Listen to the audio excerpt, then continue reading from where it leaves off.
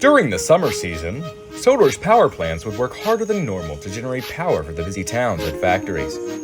Because of this, regular deliveries of coal and parts were made to make sure they wouldn't break down.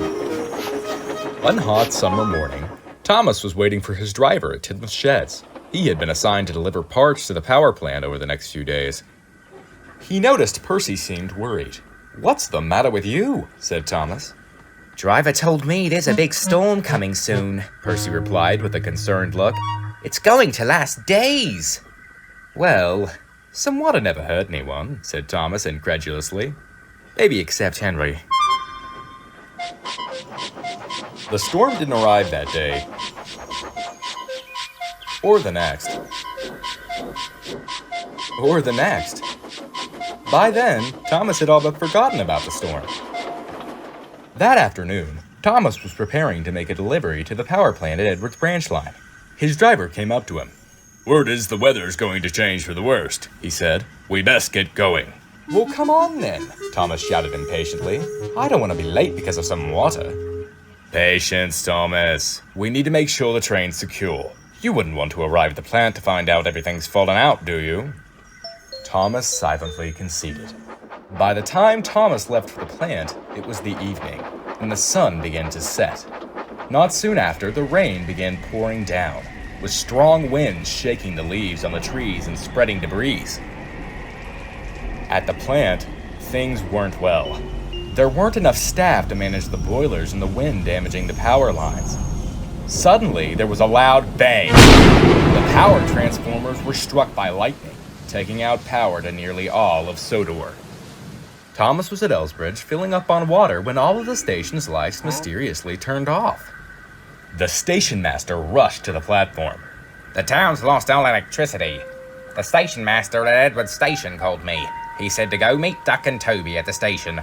You three ought to work together to restore the power." "Right," said Thomas's driver. "Come on, boy. We don't have much time." Thomas reached off into the night. At the same time, Duck was picking up supplies to mend the power lines. The train was short, but heavy. A set of points in the yards had malfunctioned, making Duck late. When he finally left for Wellsworth, he pushed himself to the limit to make up for lost time. "Come on, driver," he panted. "The fat controller is relying on us." "Steady, boy," his driver replied. "You push yourself any further and you'll break something." Then there was trouble. Duck was pounding along the main line when he noticed a large pool of water submerging the tracks. "Stop!" he cried, but it was too late.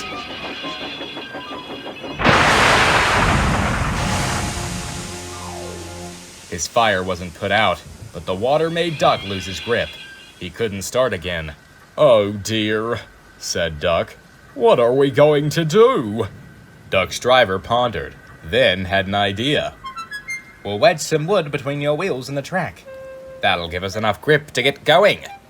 Duck's driver and fireman placed small blocks of wood behind Duck's wheels, and the guard loosened the couplings.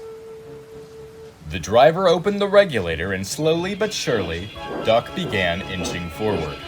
He was careful not to slip, or he wouldn't be able to take off again. "Come on," said his driver with a strained look. One slow chuff after another, they could see the end of the pool.